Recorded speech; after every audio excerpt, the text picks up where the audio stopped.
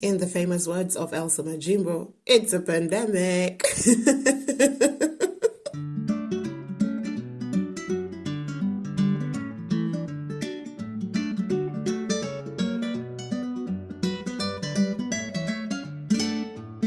Welcome to another episode of In All Honesty. My fabulous name is Oliver Rowe, and as you know, I'm always happy to have you here. So today I am talking about the changes my body, or basically I have gone through, because I don't think it's only my body that has gone through these changes over the pandemic, which is basically 2020 and 2021. My goodness, I only have 3 months to the end of this year. Okay, fine. I have made peace with it already. So, the pandemic started in a very weird way. This was the announcement of coronavirus in the country, okay?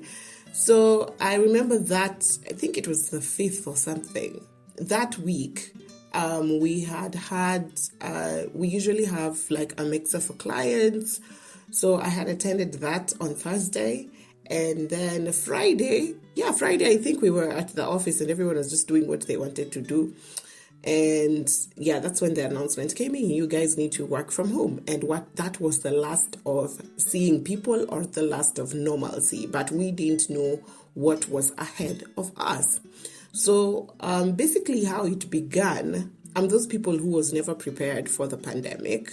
So I always wanted, there's things I wanted in my house. So I got a house that had a separate toilet and bathroom that I was happy for. And then it was in on Wayaki Way at Muthika. So I never wanted to live in a house where I wake up to a concrete jungle. So I always lived on Wayaki Way, where it's a bit more mushadha, you know, there's trees, there's birds chirping at your window in the morning. So that's the kind of place I always wanted to live. So I got the perfect house. This is where I was living and I was happy with it. And it's a cold place. I love cold places. But then when they said work from home, I had never put internet connection at my house. And even the house I lived in didn't have the options. It was a new building and no one had ever thought to have internet connection. And for me, I didn't even care, because I thought, why should I pay for internet service at home when in real sense, I leave the house in the morning and come back in the evening and I already have airtime on my phone. So I just need a few bundles to share memes when I come back in the evening and probably in the morning just to check time. But really, if I looked at it, connection to internet are just paying around 2,500 to how much can internet cost, all the way to 10,000, whatever package you're subscribed for. It didn't make sense for me because I was never in the house, because I was working from the office. So now I'm supposed to work from home. First things first, I don't have internet. So my first thing was to go and work from my friend's place. That was super awkward. Like, she's welcoming. Yeah, they are welcoming because they're a married couple. She's welcoming. It was warm. It's nice. But, nah, it was just, I don't know what was wrong with it. I think I just don't like people's company, and that was difficult. So I just preferred to work in my own space. So I started going to the office for a little bit. So no one's at the office. So you just sanitize and like move around. You're alone. And then the second place I decided to go and work from, because it was also becoming expensive going to the office, because we had been requested, my employer requested us to use Uber instead of matatus during the pandemic. So that was about 800 bob on one trip, just going to the office. So I thought it was expensive. So the second place I went to work to was my ex's house. Not a good idea. Worked there for 2 days. I was just like, nah, it's not working. And all this while, so one time Irene calls me and I'm like, no, tomorrow I need to go to the office because I don't have internet connection. And Irene is like, you can come and work from here. Oh, and Irene is cool people. So I went and worked from Irene's house. So Irene's house was nice. We're technically the same person, just two different people. So Irene's place was awesome. Oh, Irene is my friend who was supposed to be on this podcast on episode 2, but hasn't made it yet. So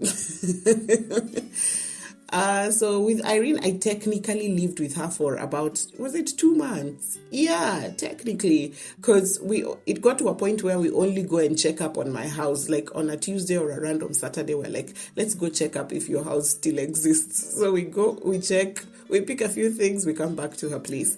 Now that's where the pandemic effect began, living with Irene. And first of all, I want to mention this, that I am extremely grateful that I am the kind of person who, my job was one of those jobs that was affected positively by the pandemic because we are a digital setup, and therefore everyone being at home gave us more traffic. And I am forever grateful for that. So I didn't get any sort of negative experience when it comes to my job and losing it. There's a lot of things that happened in 2020, and I am extremely grateful for. I think there are people who also just flourished in that period, because my sister is also in IT, and she got employed in a pandemic. She got massive job offers from wherever and wherever in a pandemic, because where that digital space, watu wa IT mungetuambia siri tuache kucheza shule. But yeah, I am honestly grateful, and I can't be more grateful than I am for being that lucky during the pandemic period. Now, let's get back to what started happening living with Irene. Now, living with Irene, I think there was just the excitement of, you know what, today, what are we going to cook? So the weight gain began there. I gained so much weight. But, when you're gaining weight, you don't know.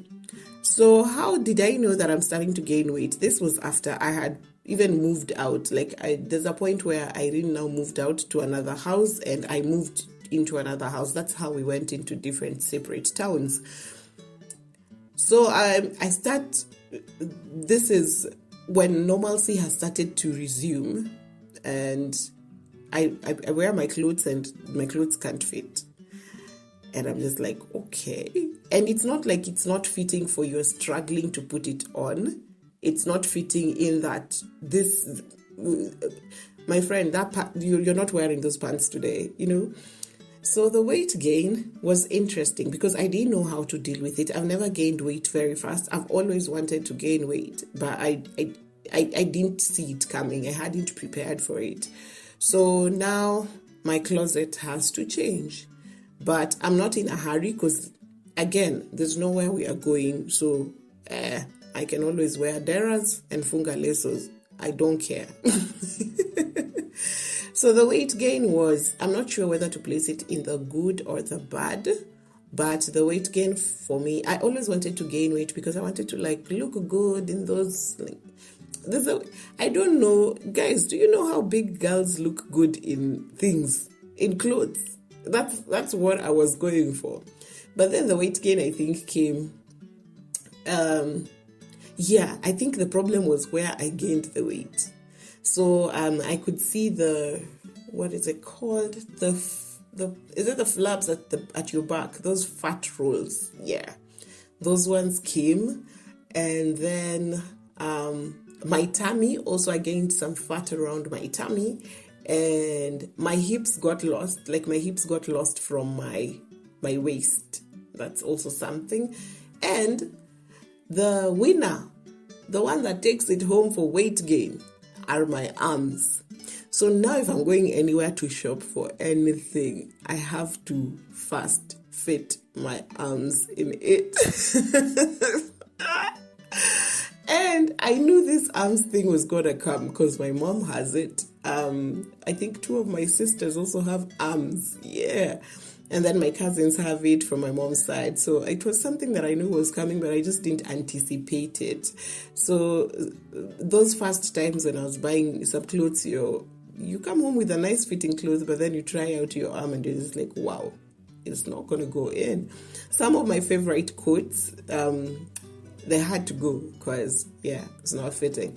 But I'm not mad. At this point, I'm weighing a whole 80 kgs, but I'm not mad. I feel I love my body the way it is, and that takes me to the second point that came about with the pandemic. I became more self-aware and a bit more confident about who I am, my decisions, and basically my entire body. So I don't know where this came from, or maybe it's just spending time with yourself and having time to look back and having time to probably meditate and see where your life is going, where it's come from. From this point, it was during the pandemic that I got to appreciate myself for who I am. And I loved every bit of me. I loved my body. I loved myself. I think I had time to look back, and I loved every hustle that I've come through. I was proud of myself, and I was more self-aware in the sense that I started reading my own, not reading my body per se, but I could tell when I'm sad, I could tell when I'm happy, I could tell when I need something. I think before that, I never used to hear myself. So I didn't know what was going on, and I just went about my life not listening to what my body wants or what my being wants. And that led to being easy on myself. I have never been easy on myself, but during the pandemic, that was the lesson I took away. Before the pandemic, I was always pushing myself. You're not out there enough. You're not talking with people enough. You're not networking. You're not doing it.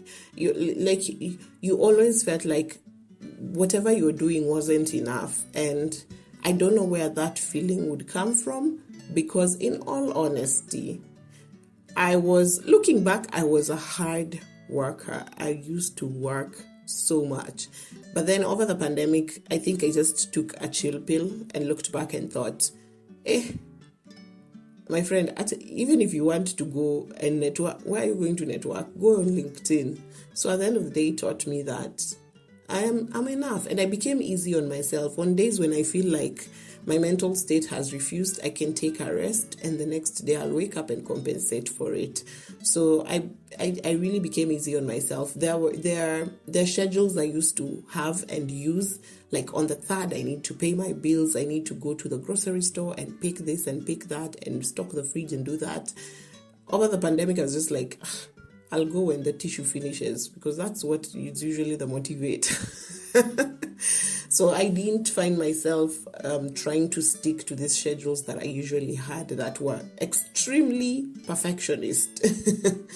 But that was nice. And the other thing that the pandemic came with was my physical unfitness. I was the most fit woman alive, where walking was not a problem, running was not a problem. But then again, so you don't realize this, because when I moved also, the past 2 houses I've lived in were on the ground floor. So you don't realize how unfit you are until the day you have to take 2 flights of stairs up. Hey. You want to die from the first flight.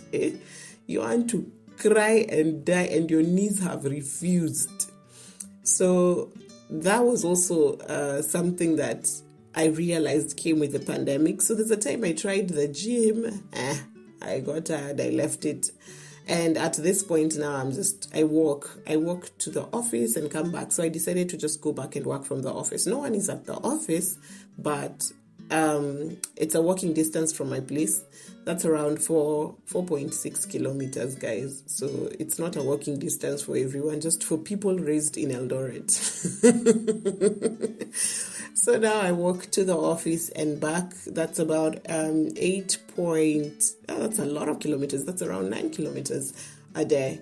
And yeah, that helps. I can feel my body better because earlier on I just used to feel extremely, extremely lazy. Like walking from the kitchen to the living room was a whole thing. I'm just like, I'm exhausted. I don't think I can go grocery shopping. I walked so much. So that was something. Now, the last thing that came with the pandemic that I was not happy about at all, and that is what prompted my idea of now walking to the office, leaving the house, doing things outside the house. It doesn't matter whether I have to be in a mask and sanitize. I don't care about all those things now. I'm just like, I need to leave the house because my body is not, I don't like it like this.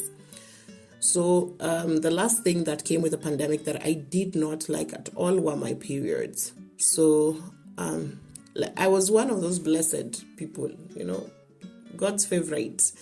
Before the pandemic, my periods would come. I lived like a man. The only way I knew my periods had arrived is someone telling me I've soiled my pants. That's the only way I knew my period has gotten here. So, or I go to the toilet and wipe and see blood. Really. So I had no symptoms. I had no PMS, nothing. I just, my periods would come, last their 3 days and go. They were just about their business and would not disturb me in any way. So during the pandemic, I realized that started changing. So the first thing I noticed is my boobs getting very sore.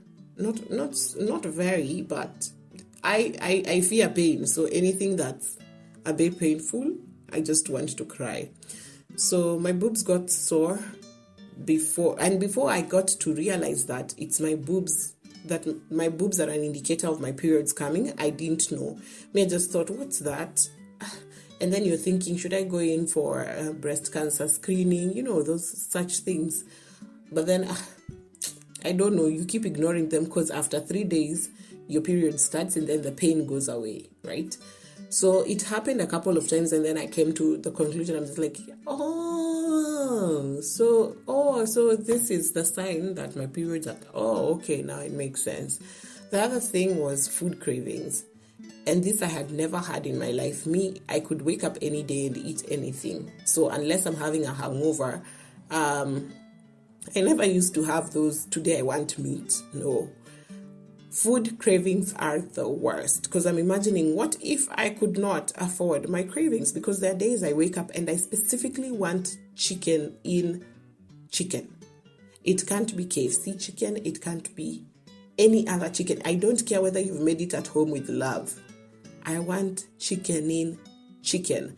And cravings are honestly expensive and stupid, and I don't want them anymore. And the walking to the office has helped me with that, okay? So now I don't get cravings. Now I can prepare my food at home and carry it to the office or eat it, and I'm okay. The food cravings have gone down a little bit.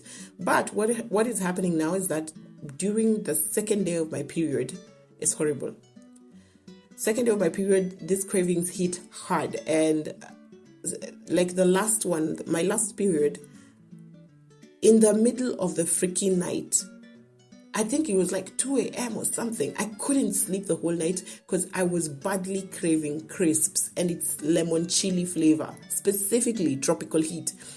I was so mad at myself that I can't go to sleep because I'm craving something. So I tried to find something in the house that can match up. So I ate ice cream and then went to sleep immediately. Can you imagine? What nonsense is this? Am I a baby? The other thing was my period became very heavy on the second day. I've never had heavy periods. So on the second day, my period is very heavy. And what I hate most about the second day of my period now, since the pandemic, is I become extremely sick. My body becomes exhausted in a way that on the second day of my period, I fear going to bed on the first day because I can't get out of bed on the second day. That's how bad it is. So on the second day, if I leave my bed, I just like drop on the floor and crawl to the toilet. That's the best I can do for myself. So I didn't like that, and that is what now prompted me trying to go out more. And this week when I'm recording this podcast, I had an event planned on Friday. I had another one I had to attend on Thursday. So I basically had Monday to Wednesday alone to plan out things. And then Friday, of course, the event is happening. You're trying to coordinate people. Saturday, I booked choir practice. Sunday, I'm going for a concert. So I tried to push myself like that. And I sort of think it worked because earlier on, I used to tell myself, oh, my body needs to buffer. I know my social energy needs to recharge. That's for sure. I don't think that will ever change because that's a personality. So when I get home at night, I have to be by myself. I don't want to be on phone. I don't want to call anyone. I don't want to answer any calls. So when I've been very social during the week, when I get home, or during the day, when I get home, I try and stay away from my phone. So, and I do things that I like. I watch stand-up comedy or read a book. So that helps with just re-energizing to meet people again the next day. But as for now, man, I have tried. And here's the thing, if this helps anyone, when I started leaving to go work in the office, when I started walking to the office and back, my period this month was not that bad. It wasn't even bad at all. The second day, I actually managed to go to the office, run errands. So I realized it's maybe even your brain just processing that I'm weak and I'm going to stay in bed. But if you actually leave the bed, shower, and leave the house, then your body coordinates with you. But if you also try and convince your brain that, oh my goodness, it's the second day, I can't do it, yeah, I guess your body just runs with it. So I realized pushing myself beyond these feelings that I might be having can help. So it's the positive mentality that comes with it. So it's all in the brain. Again, it's all in your mind, guys. So yeah, that was the most of my pandemic. And now I'm trying. I stopped going to the gym. 6,000 bob is a lot of money. But at least it comes with swimming, and I really love swimming. But I'll pay for swimming separately and just walk, because walking is easier for me. I felt the gym was also a bit intense, the waking up, because I had to wake up. I had to go for the morning sessions because I hate evening sessions and I hate people, so I didn't want people in the gym with me. So I had to go for morning sessions, and I don't know, it was a bit intense for me. I didn't like...